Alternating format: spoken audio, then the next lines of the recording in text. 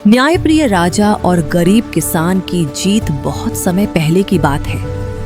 एक समृद्ध राज्य था जहां के राजा अपनी न्यायप्रियता के लिए दूर दूर तक प्रसिद्ध थे।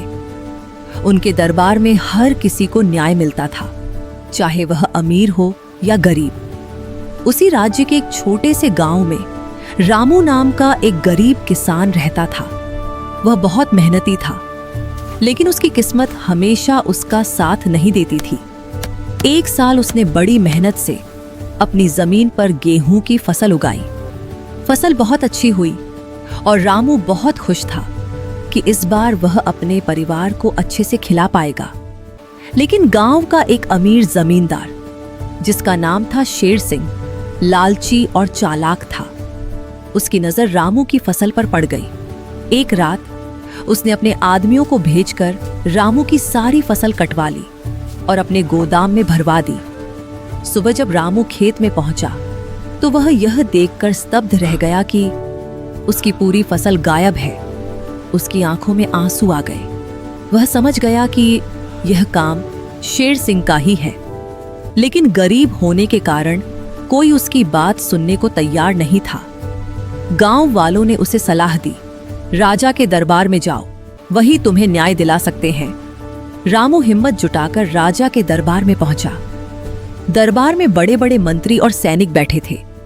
रामू डरते डरते आगे बढ़ा और बोला, महाराज, मैं एक गरीब किसान हूं।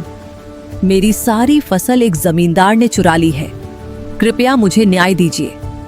राजा ने गंभीरता से उसकी बात सुनी और पूछा, क्या तुम्हारे पास कोई सबूत है?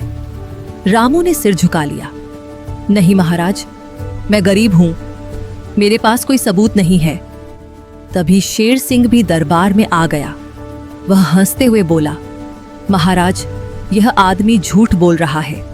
मेरी अपनी जमीन है और मेरी अपनी फसल है। यह मुझ पर झूठा आरोप लगा रहा है। दरबार में हलचल मच गई। बिना सबूत के सच्चाई पता लगाना मुश्किल था। राजा कुछ देर सोचते रहे, फिर उन्होंने एक चालाकी भरी योजना बनाई।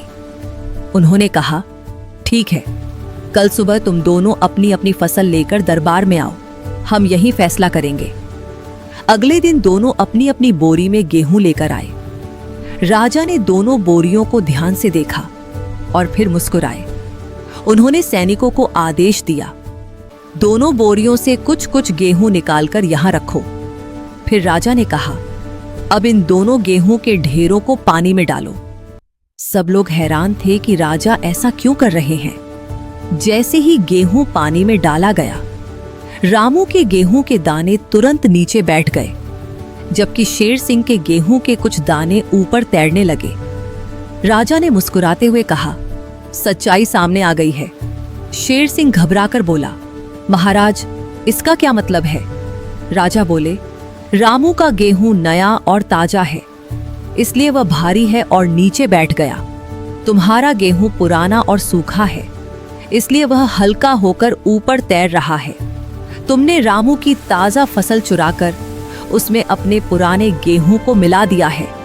पूरा दरबार यह सुनकर दंग रह गया। शेर सिंह का चेहरा उतर गया। वह समझ गया कि उसकी चोरी पकड़ी गई है। राजा ने कड़क आवाज में कहा, शेर सिंह, तुमने एक गरीब किसान का हक छीना है, तुम्हें कड़ी सजा दी जाएगी। राजा ने आदेश दिया कि शेर सिंह को दंड दिया जाए और रामू को उसकी पूरी फसल वापस दिलाई जाए।